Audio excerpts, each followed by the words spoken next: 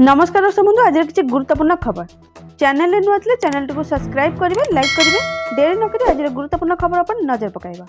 आज प्रथम खबर आंचलिक पाणीपाग विभाग केन्द्र पक्षर जहाँ सूचना आसी केरल छुईला मौसुमी संपूर्ण खबर राज्य में अधिक तापमात्रा भितर आसिला आश्वस्तिकर खबर केरल छुईला मौसुमी ओडिशा को जून 12 पर मौसुमी आसबार संभावना रही जहाँ खबर मिली देश में एथर वर्षा हेब स्वाभाविक ठारू अधिक वर्षा कराइब मौसुमी 1 जून रु 31 सेप्टेम्बर जाए मौसुमी 87 सेंटीमीटर वर्षा होता है। एथर 106 सेंटीमीटर वर्षा हेबार संभावना रही। मौसुमी वायु लाक्षाद्वीपर केतेक अंचल समेत दक्षिण अरब सागर अन्य अंचल को अग्रसर हेबा लगी अनुकूल स्थिति सृष्टि होईची। एहा क्रमे दक्षिण पश्चिम एवं केंद्रीय बंगोपसागर उत्तर पूर्व बंगोपसागर एवं उत्तर पूर्व राज्य गुड़िकर केतेक अंचल को अग्रसर हेउची बोली पाणीपाग विभाग कहिची।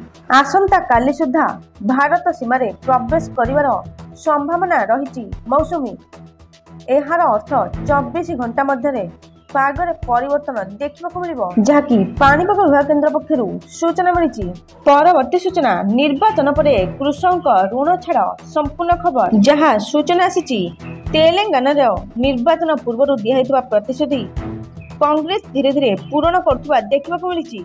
जीतवा पूर्व 6टी ग्यारंटी देथिला एबे सुधा 5टी ग्यारंटी कार्यकारी कर सारछि। एहीपरि कांग्रेस सरकार राज्य में जन कल्याण को गुरुत्व देउछंती। कि 2 जन किंबा 3 अकाउंट जरिया समान व्यक्ति द्वारा 2 लाख टंका पर्यंत ऋण मिलिबो तेबे सबकिछि छाड़ करा जिवो।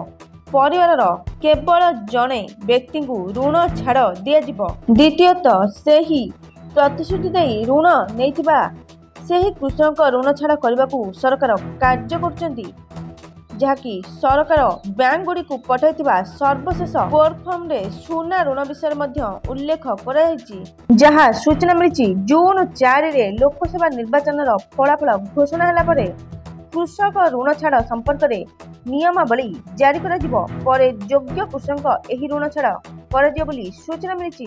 परवर्ती सूचना आसिला सुना रे बड़ परिवर्तन संपूर्ण खबर आज भुवनेश्वर 10 ग्राम 24 कैरेट सुनार दर 72,760 टंका रही। सेहीपरि 22 कैरेट सुनार मूल्य 10 ग्राम पिछा 66,700 टंका रही।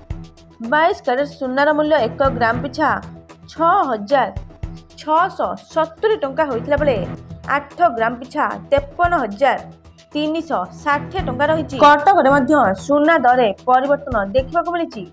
22 कैरेट सुनार मूल्य ग्राम पिछा 6,670 टंका होइथिला बेले 8 ग्राम पिछा 53,360 टंका रही। सेहीपरि 24 कैरेट सुनार मूल्य 10 ग्राम पिछा 72,760 टंका रही। तेबे गतकाली अपेक्षा ट्विन सिटी सुना दर ह्रास घटी। यह छड़ा शुद्ध रूपा 1 ग्राम पिछा 101 टंका रही बेले 8 ग्राम पिछा 808 टंका और 100 ग्राम पिछा 10,100 टंका और 1 केजी पिछा 101,000 टंका रही। जदि आपण सुना शुद्धता जांच करबा चाहछन तेबे आपण BISKR ऐप रे जांच करि परिबे जहाँकि सूचना मिली। एथिले आज किछि गुरुत्वपूर्ण खबर। Thank you all.